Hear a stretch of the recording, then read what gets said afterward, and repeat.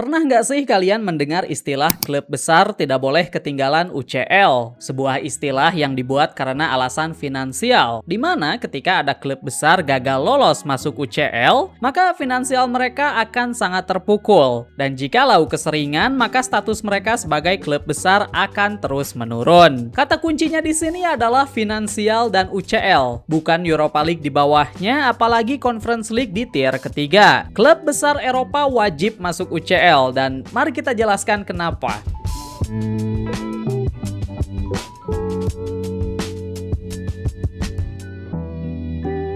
Pada musim 2025-2026, UEFA melaporkan kalau mereka berhasil mengumpulkan revenue sebesar 4,4 miliar euro atau sekitar 90 triliun rupiah atau sekitar 3 bulanan MBG. Angka tersebut dikumpulkan dari 3 turnamen Liga Eropa mereka, yang tentunya Champions League memakan porsi paling besar mencapai 74,4% atau sekitar 2,46 miliar euro. Lalu ada Europa League dengan 17% atau 565 juta euro. Terakhir yang masih baru adalah Conference League memakan 8,6% atau 285 juta euro. Semua pemasukan ini tentu berasal dari banyak sumber, utamanya dari hak siar, sponsor, dan masih banyak lainnya. Nah, dari sini saja kalian sudah bisa melihat betapa jomplangnya ketiga tier turnamen ini. Mari kita beri perspektif lain untuk kalian bisa lebih mengerti perbandingannya seperti apa. Ketika satu klub berhasil mengamankan tiket mereka untuk bermain di UCL, maka secara otomatis klub tersebut sudah mengamankan 18,6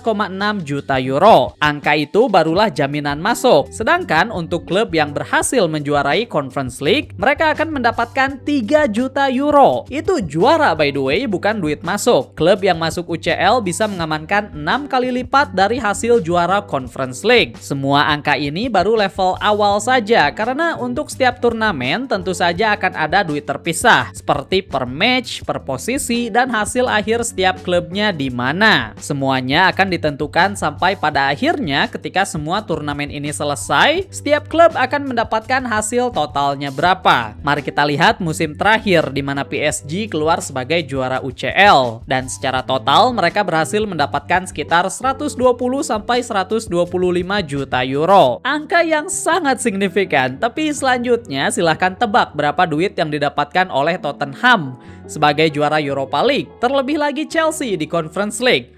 70 juta? 50 juta? Nope, Spurs hanya mendapatkan 20 sampai 25 juta. Sedangkan Chelsea ada di sekitar 15 sampai 17 juta euro. Semua angka inilah yang membuat kita tertarik untuk membahas topik ini. Karena kalau kalian pikir lagi lebih dalam, itu artinya Young Boys yang pada UCL musim kemarin finish di posisi terakhir 36, klub asal Swiss ini berhasil mengamankan duit sebesar 22 sampai 24 juta euro. Sedangkan Chelsea yang keluar sebagai juara hanya bisa mendapatkan 15 sampai 17 juta euro saja. Dari data ini saja kalian semua pasti sudah mengerti kenapa istilah klub besar wajib lolos ke UCL memang berlaku. Tapi selanjutnya kalian mungkin penasaran dengan alasannya kenapa. Toh belasan juta euro juga masih duit yang banyak. Well, yes, tapi perhatikan dulu skala dari setiap klub. Dalam dunia sepak bola, klub yang memiliki status raksasa di setiap liga pastinya memiliki pengeluaran yang sangat tinggi juga. Pengeluaran yang mayoritasnya dihabiskan untuk membayar pemain alias gaji. Ambil Chelsea lagi sebagai contohnya di sini. Pada musim kemarin, laporannya mengatakan kalau Chelsea telah menghabiskan sekitar 200 juta euro untuk membayar gaji pemainnya selama 1 tahun. Nama besar seperti Reece James, Wesley Fofana, Enzo Fernandez, dan lainnya adalah para pemain yang punya gaji tinggi. Nah, sekarang coba kalian bandingkan ketika Chelsea harus mengeluarkan ratusan juta euro, tapi pemasukan dari turnamen Eropa mereka hanya ada di angka belasan. Klub sebesar Chelsea sangatlah tidak layak untuk bermain di turnamen tier 3 Eropa seperti Conference League. Turnamen ini seharusnya dimainkan oleh mereka klub menengah ke bawah, klub yang baru mencicipi kompetisi Eropa dari setiap liga. Crystal Palace contohnya yang mewakili Premier League musim ini. Laporannya mengatakan pengeluaran gaji per tahun mereka ada di sekitar 100 100 juta euro. Angka yang masih jomplang tapi masih setara dengan levelnya. Coba kalian bayangkan sebuah skenario yang sama untuk klub di Eropa lain. Klub dari negara yang tidak pernah bermain di UCL. Itulah turnamen level yang seharusnya dimainkan oleh mereka. Perbandingan duit atau cuan antara ketiga level turnamen Eropa ini tentu tidak terjadi begitu saja. Dan bukan matematika yang sulit untuk dicari alasannya kenapa. Simple. UCL menawarkan pertandingan dari semua klub terbesar di Eropa. Alhasil penontonnya lebih banyak, penonton yang lebih banyak ditranslate langsung ke hak siar yang mahal, sponsor yang mengantri, dan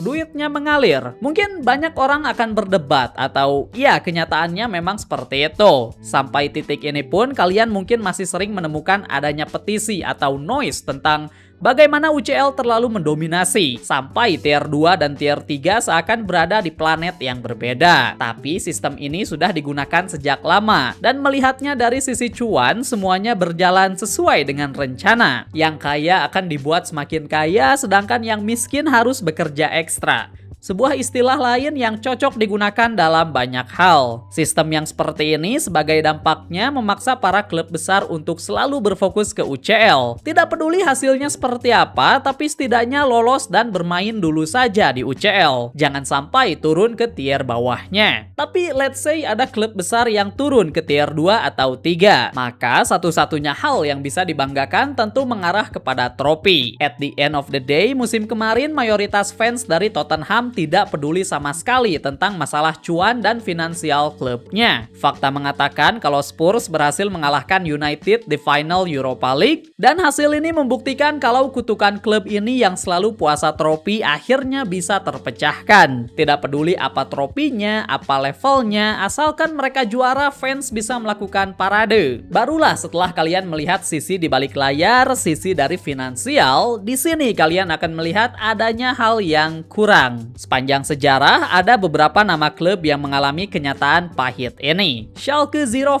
adalah satu contoh terburuk yang kita temukan. Pada era 2000-an, klub dari Jerman ini sering menjadi reguler di UCL, dan bahkan sempat masuk ke semifinal juga di tahun 2011. Tapi setelahnya, performa mereka semakin menurun sampai status reguler UCL mereka mulai menghilang. Alhasil, sebagai klub besar, finansial mereka sedikit demi sedikit terkikis. Sampai akhirnya, beberapa tahun yang lalu, klub ini mengalami masalah finansial yang sangat besar. Klub lain kalian bisa melihatnya di Prancis seperti Girondins de Bordeaux. Sekarang di era modern, kalian mungkin bisa menemukan beberapa klub yang sedang berada di zona merah ini, atau at least orange. Tidak ada jaminan untuk setiap klub besar bisa masuk UCL. Alhasil tidak ada jaminan juga duit mereka bisa menutupi pengeluaran gaji pemain yang besar. Absen 1-2 musim mungkin masih oke. Keluar masuk juga mungkin masih oke, tapi ketika absennya mulai bertahun-tahun secara terus-menerus, maka jangan heran ketika status klub besar yang awalnya kalian banggakan,